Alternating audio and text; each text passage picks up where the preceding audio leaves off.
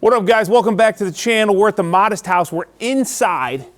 This is far from the right path for execution that we wanted to follow as far as like steps on completing this house, but the weather and waiting on some materials is forcing us to say, hey, what can we do here to be productive? And that is start doing all this interior frame. Now, this actually is kind of a necessity for us because we just unloaded a ton of Rockwool the other day. It's all sitting in our garage, and my concrete guy wants to get in here to do final grade in preparation for my plumber to do all the underground plumbing.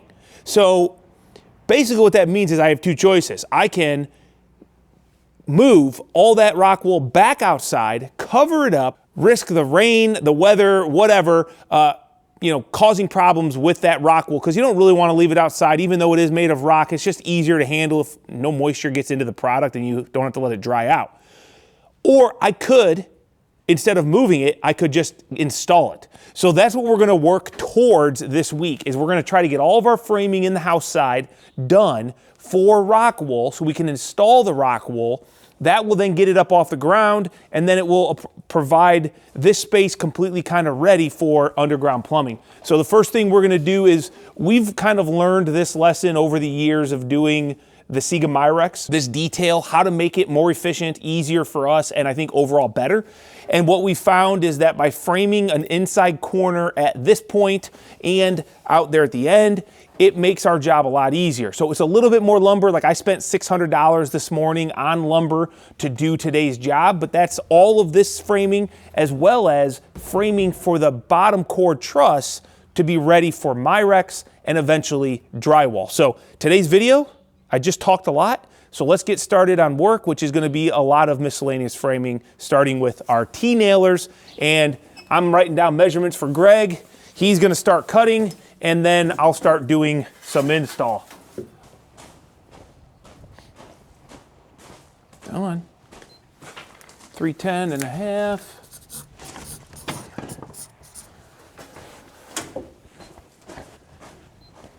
Three, 2. 7/8. 3/2. Is that 3/2 and 7/8? Where? 3/2. Where? Right in front of you. That's 5/8. That's 7/8. Okay.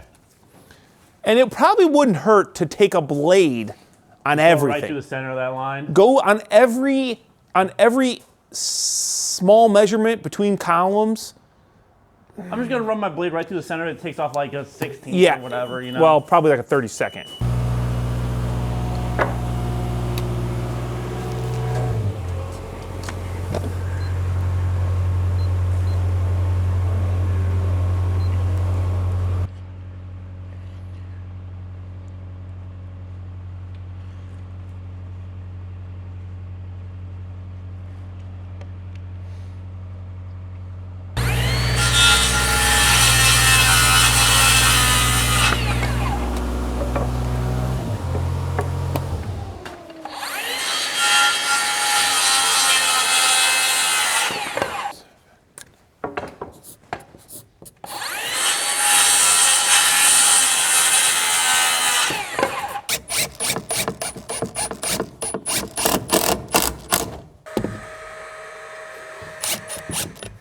How many people right now are like, dude, why do you screw some and why do you nail others? No real good answer other than I feel like it's easier to nail a nice nail when the board is solid versus when you have to toe nail it. I feel like you get a better job, you know, with a screw. It's just my opinion.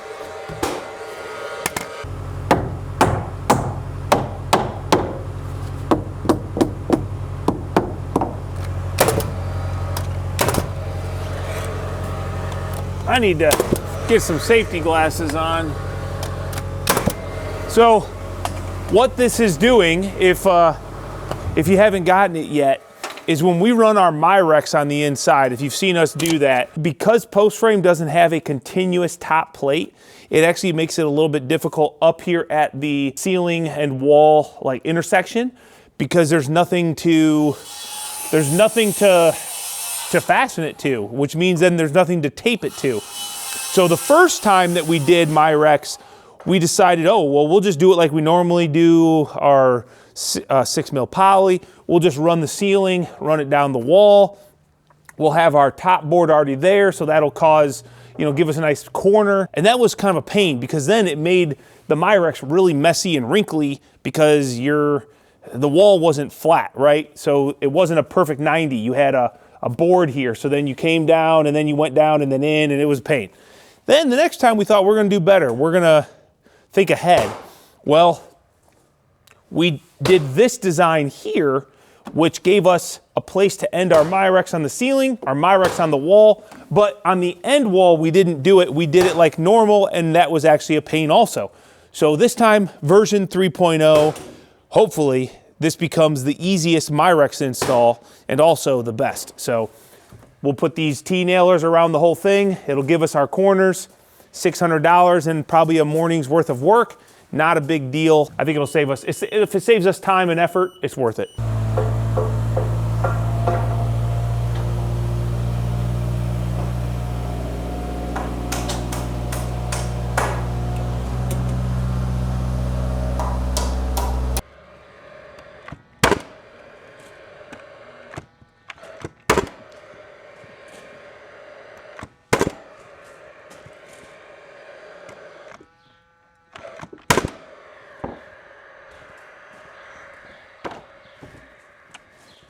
Easy peasy.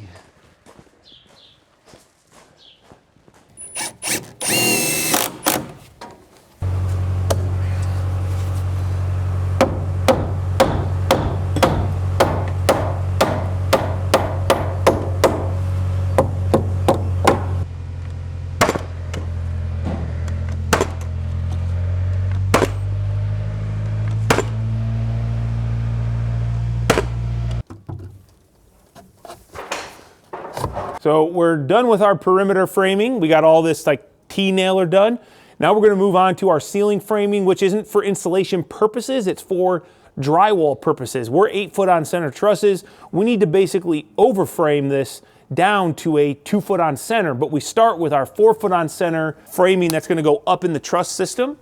And then this is what we will connect our 2-foot on center strapping, which is what gives us our service cavity. Greg, I need to go tighter, my guy. So it's kind of a process, but I think this is like super key, especially houses. They like to have can lights and all that other stuff. This gives you a nice, what's that? See if we can get a second one. No, not gonna happen. This is gonna give us a nice 1.5 inch air space between our air control layer and our drywall, which means when electricals ran, can lights are installed, all that good stuff, it's gonna be inside the air control layer, and we don't have to detail all those penetrations. All right, buddy. We're gonna get this sucker all seasoned up.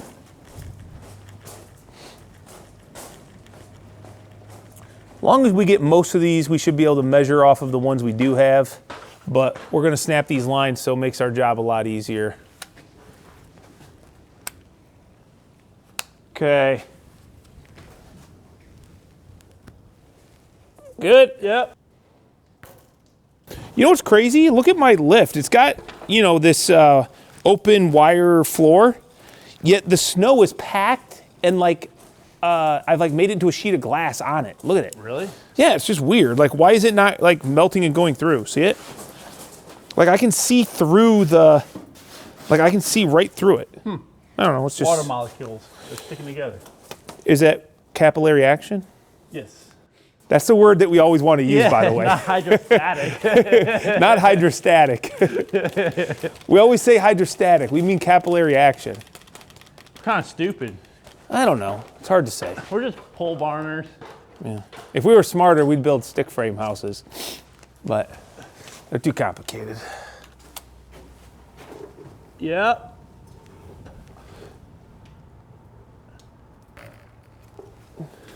Well, you know what they say. Let's get a measurement on it, okay? Hey, come on. Let's get a measurement. He who throws the first stone leaves no stone unturned. Will be untouchable.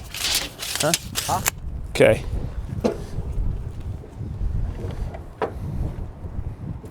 Turn the laser on. Does that work even? No, not in this light. I can't see nothing. What's the deal? Why are you? What are you doing? So like rock? Oh man, it's just a board or this end. Okay, right there, my dog. Okay, hold on 1 second. Let me take her up a little bit. You like it right there? I believe so. Since we don't have our stoppers, Kyle.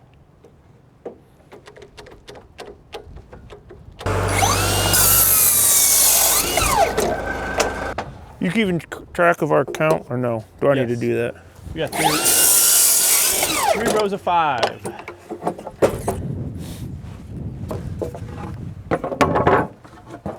Just keeping it simple. Okay.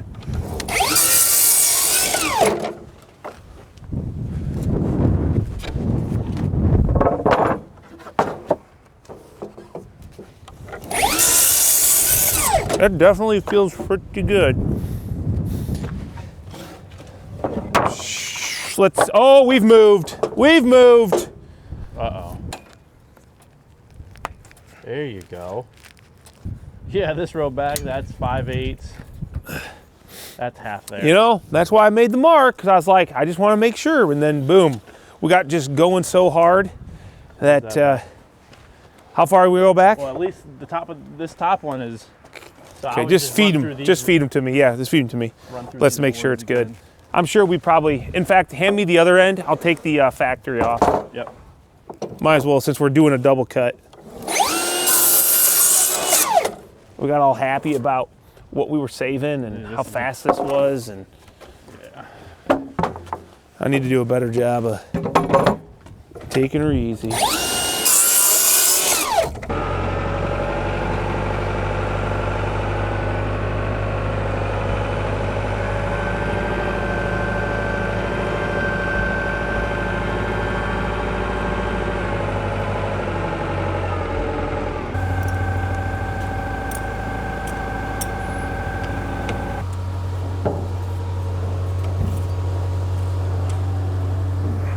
I don't like running the machine, but I'm going so fast that it doesn't like, I don't know if it pays, you know, to take it, to turn it off.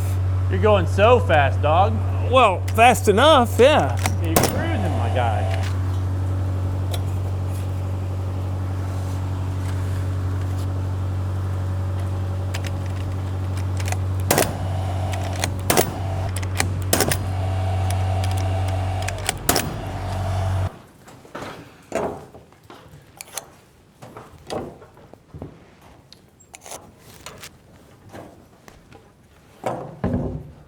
Good news is I've had every mark visible. Well, that's great news. All right, so we're using these under saddle hangers, and this is so that we can put our board between here. So like I said, 8 foot on center trusses, we got to break that down to 4 foot on center. Instead of running 2 foot on center boards between the 8 foot, by going every 4 foot and then dropping below that with a strapping, it gives us the service cavity. And the service cavity is honestly probably the biggest benefit to the whole thing. So it is an extra step. Instead of just coming through here and hitting 2 foot on center for drywall, we could do that. We wouldn't get our service cavity. And if you guys stick around to the end of the build, when you get to see that in action, maybe it will make sense if you haven't already seen it. But the service cavity is where it's at. That's the best thing.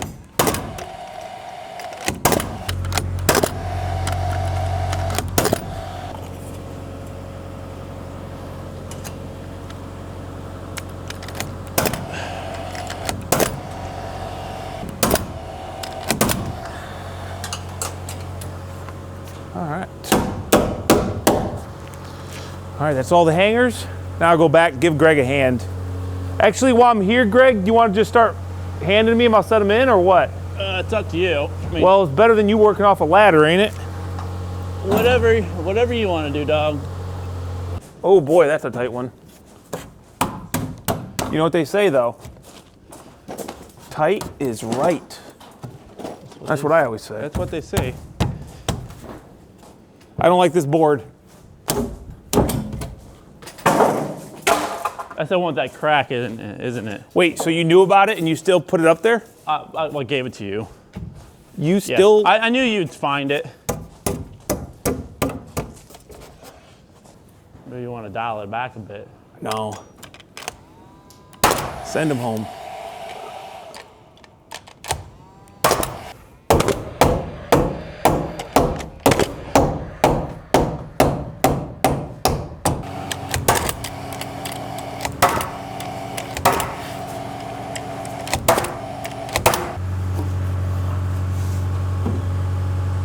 Hello? Come on, man. Oh.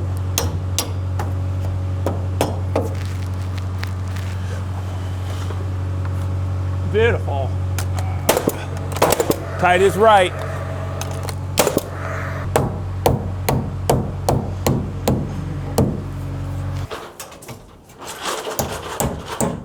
Oh, don't use your hand, Kyle. Arthritis. You know, the older I get, the more I feel like, yeah, it's probably, you know, makes sense. Like, Think so? I mean, my hands hurt all the time, so. Well, I feel like it's the same case with like running, you know? Everyone always said that running was bad for your knee joints. They did? Mm-hmm. Who's everyone? Whoa! Who's everyone? Just did not like that. All right, so now that we've got all these up, we're coming back to the end.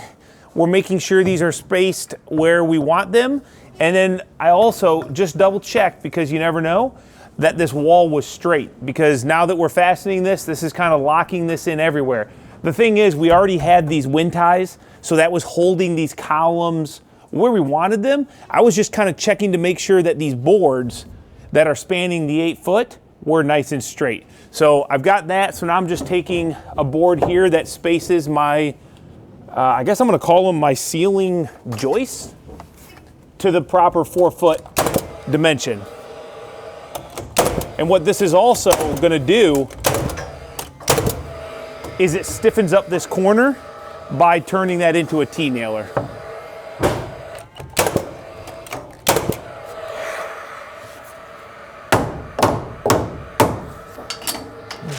The only problem is I've got these columns every so often, so I just got to do a little special cut to make this work around the post.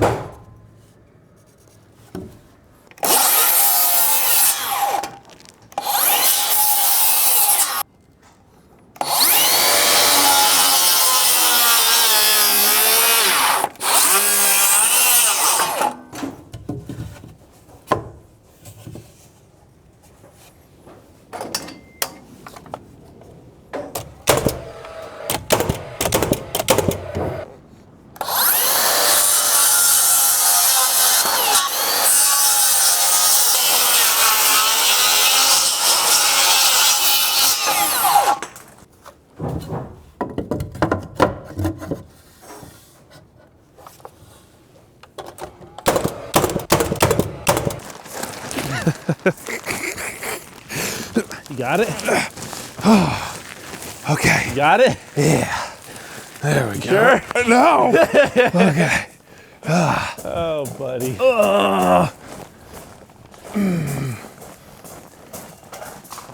See if I could. Ready? Gotta get low. 1, 2, 3. It's like squatting. Yeah. The bottom one's not so easy though. A little bit more. You gotta use your neck a little bit more. That's a good thing, right? Okay, so we got all of our framing done. Looks real good.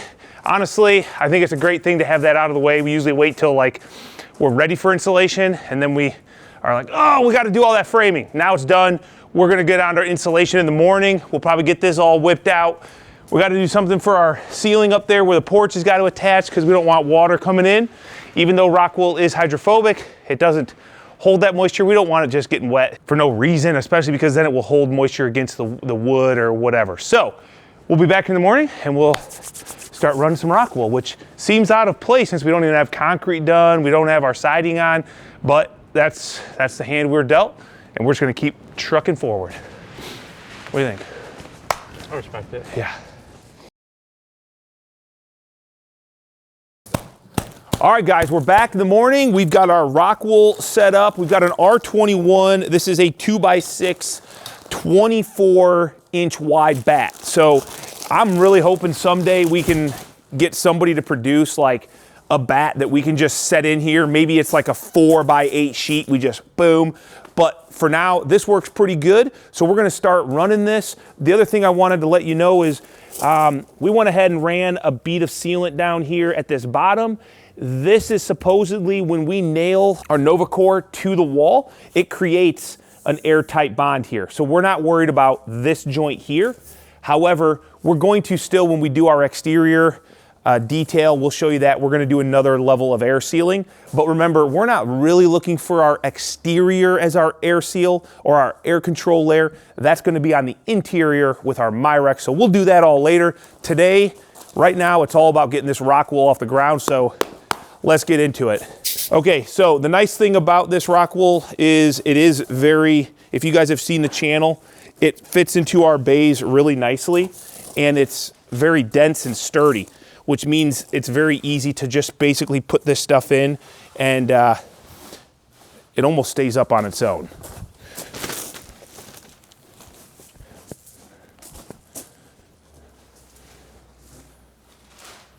So hopefully, if my memory serves me correctly, we will be able to basically put 4 pieces wide,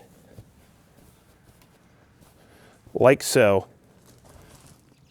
Get it in there all nice.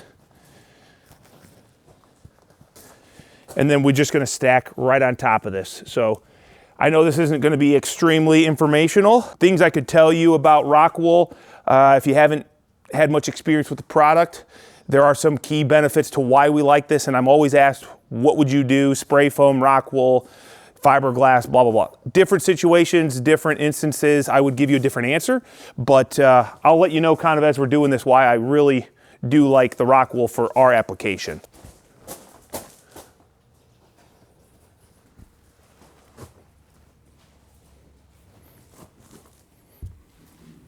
Just open it up. Boom. Yeah.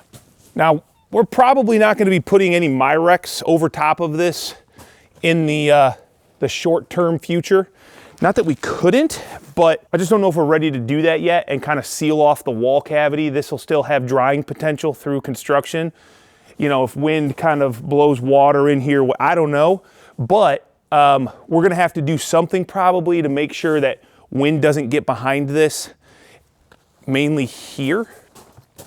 Like if it blows through some opening and gets behind here, I don't want to push this out, but we'll do that kind of once we get all this up, because it ain't gonna go anywhere.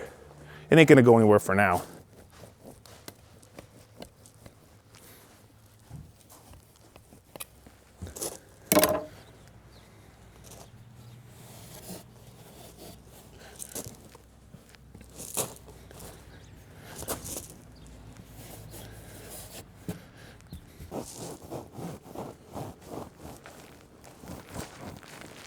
Where am I at? Right there.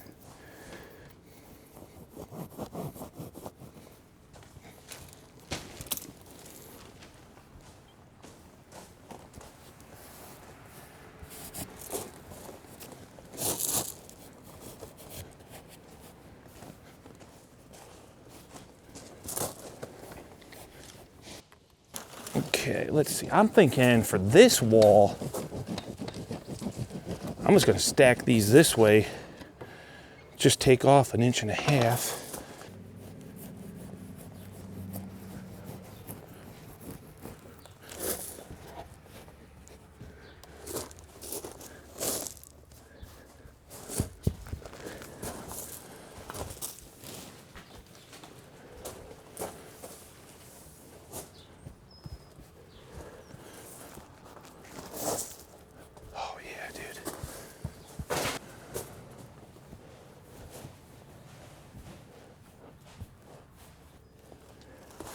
Always give yourself a little bit extra so it stuffs in there nice.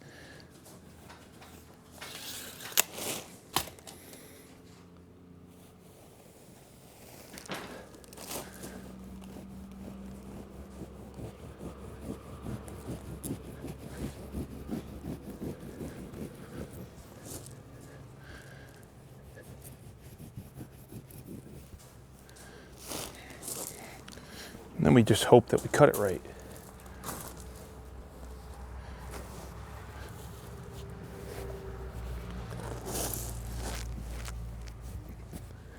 So one of the things that I genuinely think is the #1 reason I love Rockwool is the fact that it is made of rock.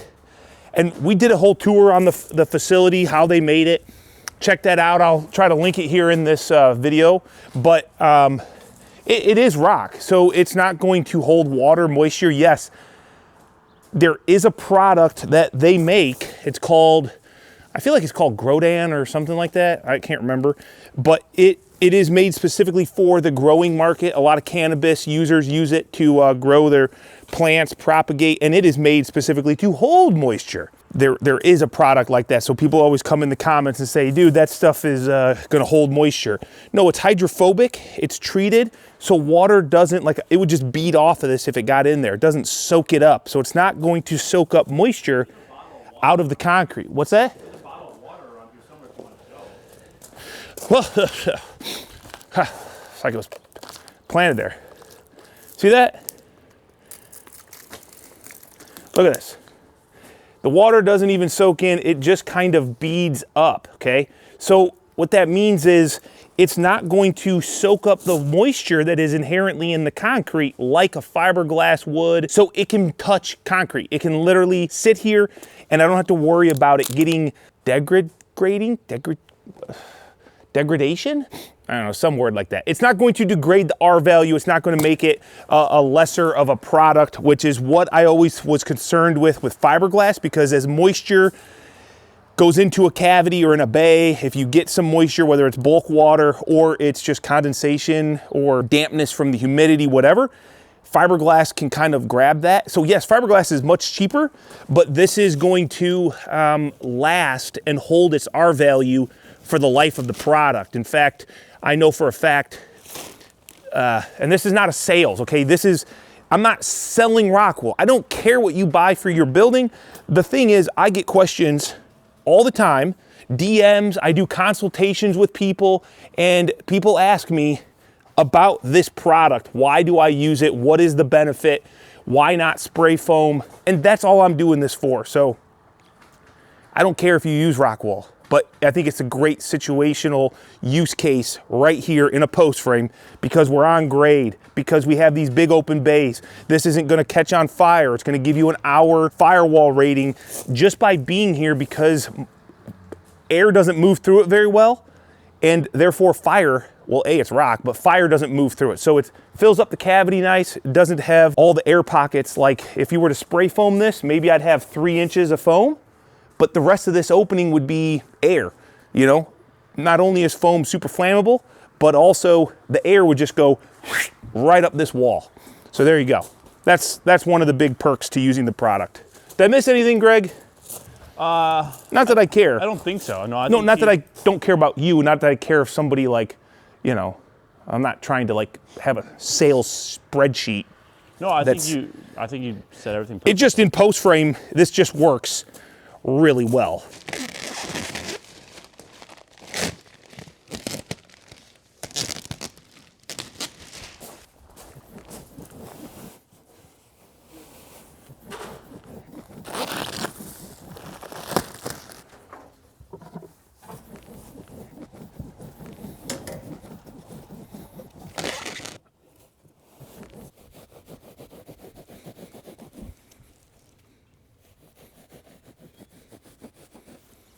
See, wherever we've got our framing for our windows, I just go ahead and take a little bit of material out just so it's not being compressed.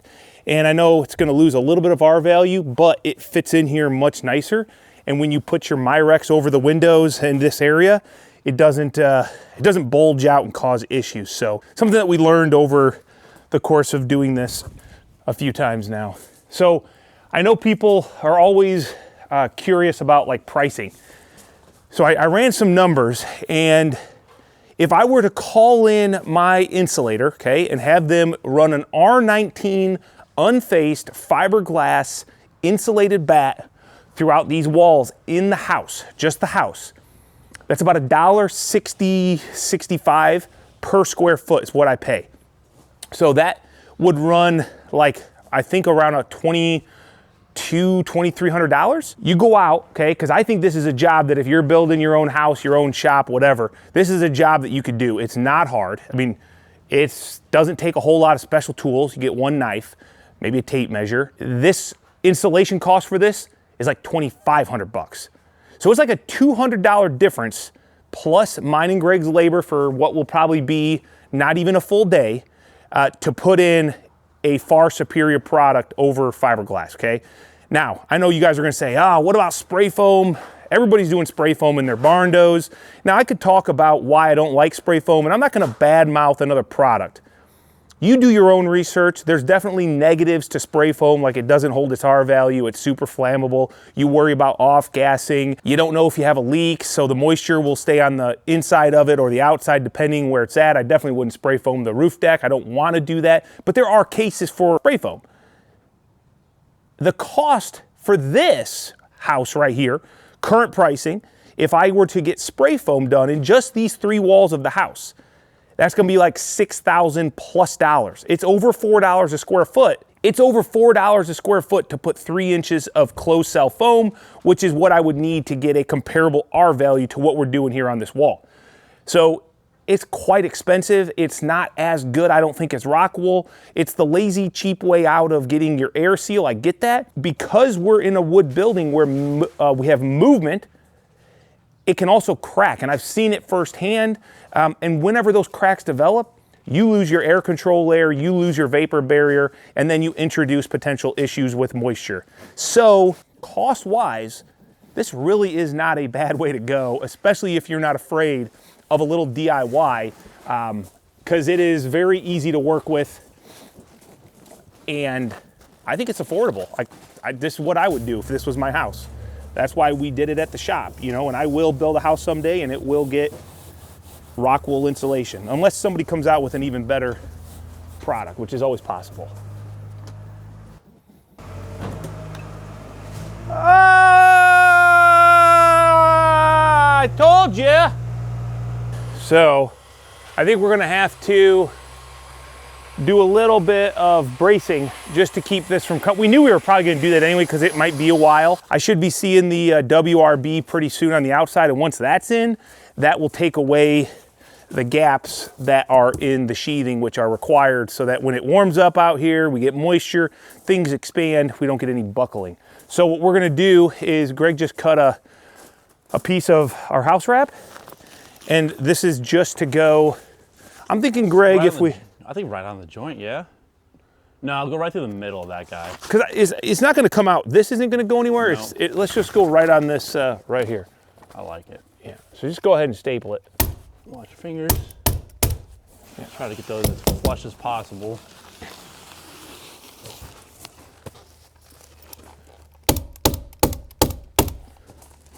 Yeah, I'll just keep it from coming out. See that push? Yeah, but I don't think it should never. I mean, look. Honestly, probably should put one down there. Look at it. I don't think it's gonna go anywhere. This is kind of stretchy. Yeah, but it ain't gonna come off. You know, grab a knife, would you? Yeah, I don't think it's gonna come off. I mean, it really just looks ugly, if anything.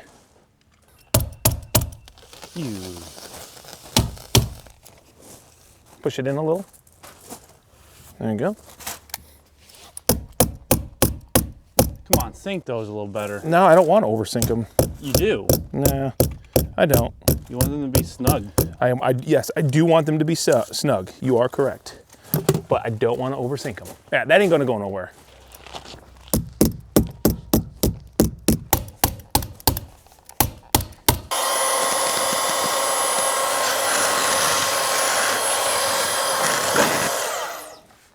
Yeah, I wish we had our WRB on. Yeah, it would solve all the problems.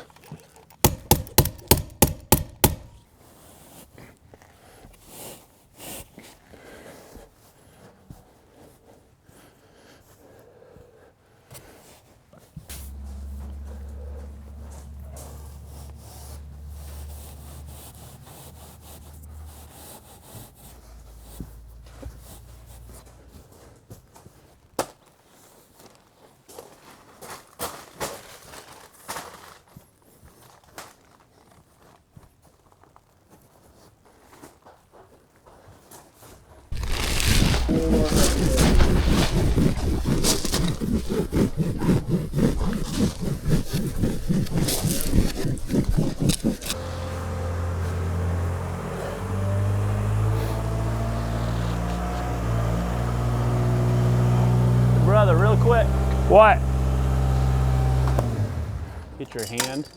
Of course.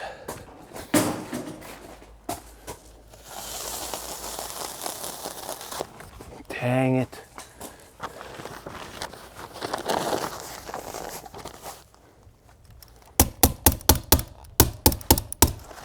Like it.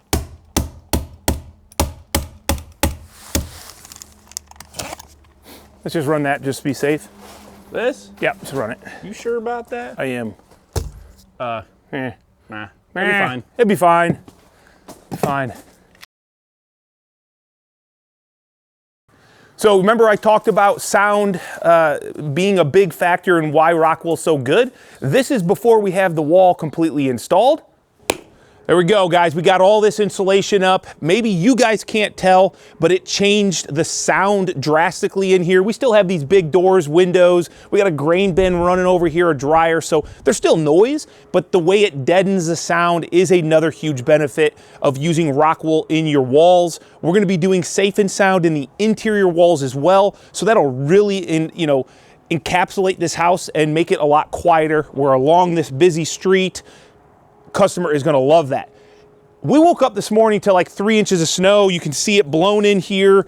I don't have to worry about this because that stuff will melt. It'll just run down the Rockwool. It's not gonna degrade it at all. So what we're gonna do is instead of going outside back to work, we're gonna go ahead and we're gonna finish this garage side. We'll get all this insulation up off the ground, get it all done. What better than to work inside on a day like this when we're gonna have 40-mile-an-hour winds and 30-degree temperature. So let's just move into more insulation.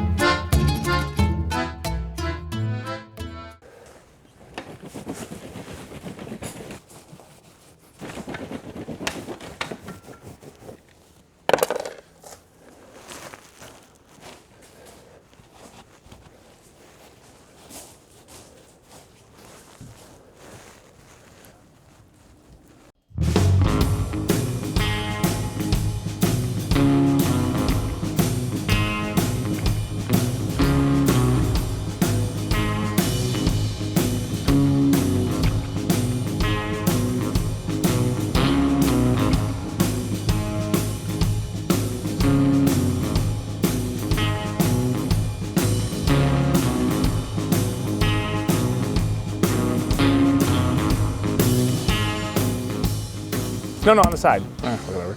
It won't pull as much.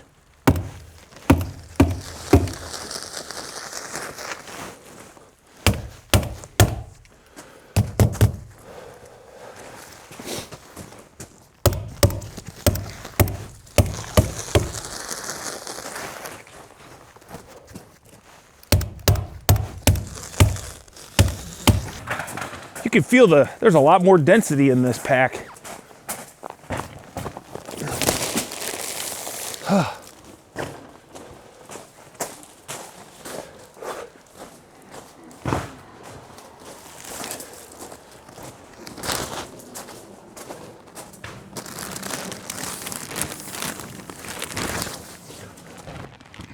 How many rotations do you think you could get and land into a thing?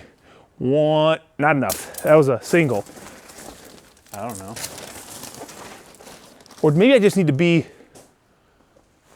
Oh, that was close. That was a 3-banger. Wait, so like the man with the most rotations wins? No, because I don't think we can count that many because I just, I got eye protection. I don't know about you, I but don't.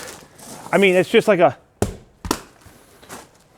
simple, what the? You couldn't do that again if you tried. That was pretty clean though. Honestly, We shouldn't play around, dude. You guys, we're trained professionals with a safety person on site making sure we're doing everything appropriately. Don't do this at home. Sorry, Jared. We won't do it again. Yeah, we'll be careful. Wait, who's Jared? Is that the new safety guy? Because after what happened last time, yeah. The other safety guy wasn't so safe. Okay, that ain't going nowhere. Hopefully. Hopefully. You probably want the same for the next bay over. I would assume it's going to be the same, my guy. Where's it at? Right behind you. Okay. I like to offset, you know, I'd like to have the same. I agree. I don't think it really It's matters. like stacking bales. You want them to interlock. Mm-hmm.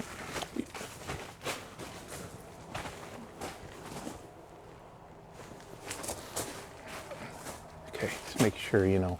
I'm OCD like that. Okay, just making sure that you're chill like that.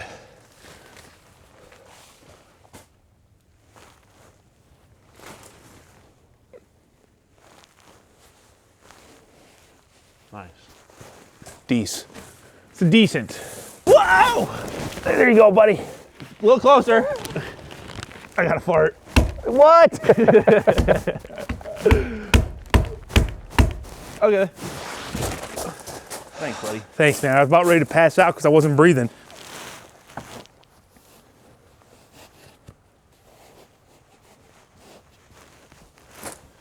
Okay, so what do you got? Got this guy. We'll take a little bit off. Well, I think I'll just use these. Oh, that's perfect, actually. Got lucky. Every once in a while, a blind squirrel finds a nut, man. Huh, wow. What are the odds? I'd say decent. We engineered and designed this so that we had the most optimal use of our scraps, Greg.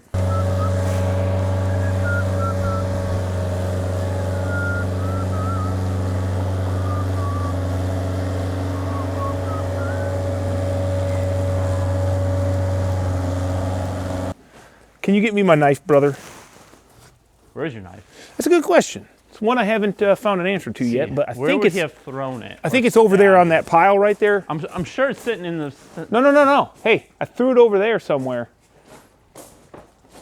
But then again, it's really hard to say. Well, here, use my knife, I guess.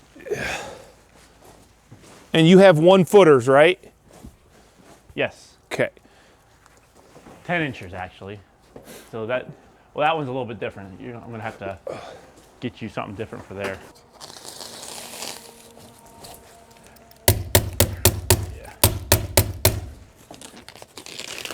If only there's a way, like, I could just be like, hey, Greg, go put that insulation up by yourself, and I'm going to sit in here and do nothing, you know? Instead, I'm stupid. I'm out here just working away. Sometimes I just think you just care too much, which is a good thing. I don't know, dude. You do have a heart. It may be small and sometimes shriveled up. I do have one, though. You know, when it's not being consumed by the glory, the greed and lust for power and money. I mean, you're actually a pretty decent guy down deep down. Deep down inside, man, I really do care about you. Sometimes it takes a while to find it, but yeah. There's glimpses. Yep. There's hope.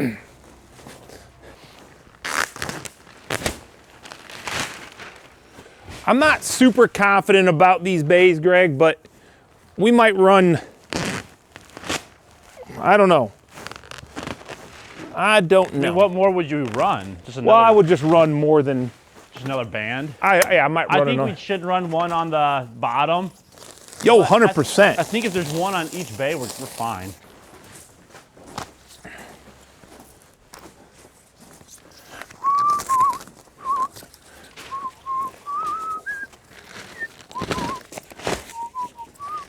I don't think I worry about this.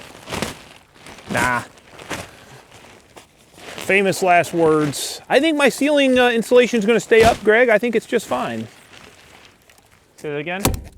Nothing. I was referencing my the ceiling insulation in my shop.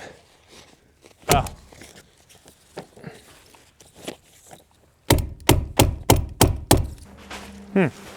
What did I do with my tape measure? I threw it back at you. 14 and a half.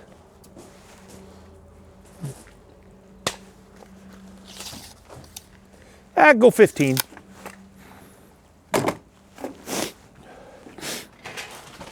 Low key, I was expecting to get smacked in the side of the head with a tape measure.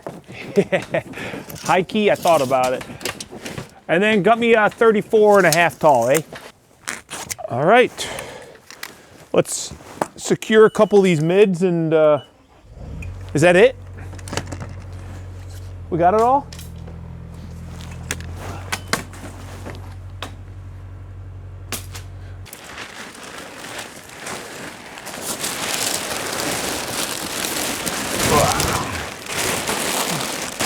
One, two, three, it's over! It's over! A lot just happened there, man. I don't know what to think. I've never been so happy, like the joy. It's over. I can retire.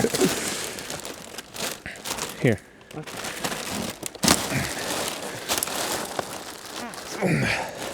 Okay.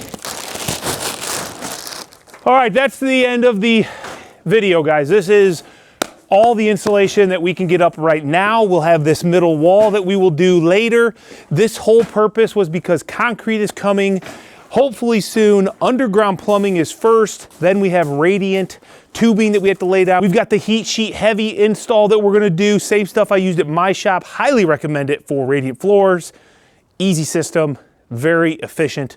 And once that concrete's done, we will move to our air control layer in here. So the Myrex, all that good stuff. But for now, the Rockwool is at least up as much as possible so we can kind of utilize this space. We've got lots of materials, windows, siding, Versetta stone, WRB, cedar columns, lots of things coming, so we needed more space. Maybe that interests you. Maybe you want to subscribe to follow along with the rest of this build. I know some people in the comments are like, dude, that ain't a modest house, that's huge. It's modest in the sense that it's a simple 1-story, 3-bedroom home, which is honestly very modest in the scheme of what you see on the internet. That is why it's modest. I realize a lot of people have smaller homes and not the affordability for this massive garage. This is what makes this place look bigger, is the garage being as big as the house. My idea of a perfect home, you know what I'm saying? So anyway, all those things will be coming up in future videos. For now, that's the end of this one. I appreciate you hanging out. We're gonna clean up, get out of here, and hopefully this is the last snow that we see here in Northern Illinois till next winter.